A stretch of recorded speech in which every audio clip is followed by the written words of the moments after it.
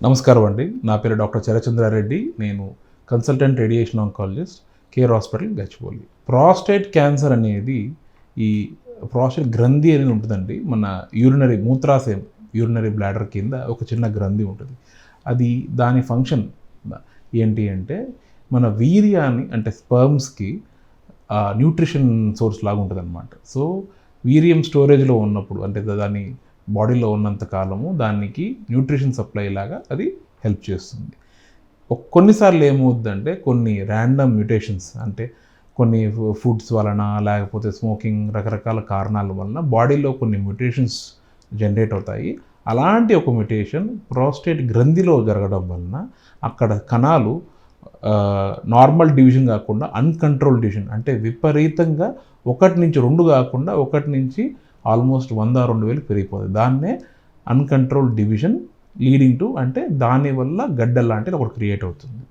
Generally మనము 50 సంవత్సరాల కంటే వయసు ఎక్కువ ఉన్న వాళ్ళు ఏది చూసేది ఏంటి అంటే బినైన్ ప్రాస్టాటిక్ హైపర్ప్లేషియా. ఖచ్చితంగా మెజారిటీ మగవాళ్ళలో వచ్చేది ఏంటి అంటే హైపర్ప్లేషియా అంటే ప్రాస్టేట్ పెరుగుతుంది, కానీ ఒక 10-15% మందిలో ఆ పెరిగిన గడ్డలనే క్యాన్సర్లా మారుతుంది అన్నమాట.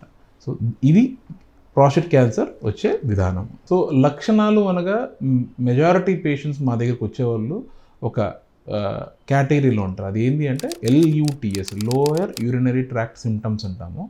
దీన్ని కరెక్ట్గా ఎక్స్ప్లెయిన్ చేయాలి అంటే యూరిన్ కరెక్ట్గా ఫ్రీగా వాళ్ళు పోలేరు, లేకపోతే సగం సగం పోవడము, లేకపోతే యూరినరీ ఇన్ఫెక్షన్ రావడము, తొందరగా పోవాలని ఒక ఫీలింగ్ రావడము, కానీ వెళ్ళిన తర్వాత రాకపోవడం, ఇలాంటివన్నీ ఒక రకమైన సిమ్టమ్స్ ఉంటాయి.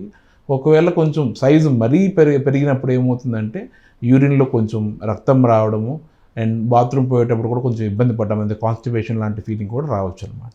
సో ఇప్పుడు మనము మా పేషెంట్లు మా దగ్గరికి వచ్చినప్పుడు ఏమేమి చెక్ చేసేది ఏంటి అంటే జనరల్లీ PSA అనే టెస్ట్ చేస్తాము.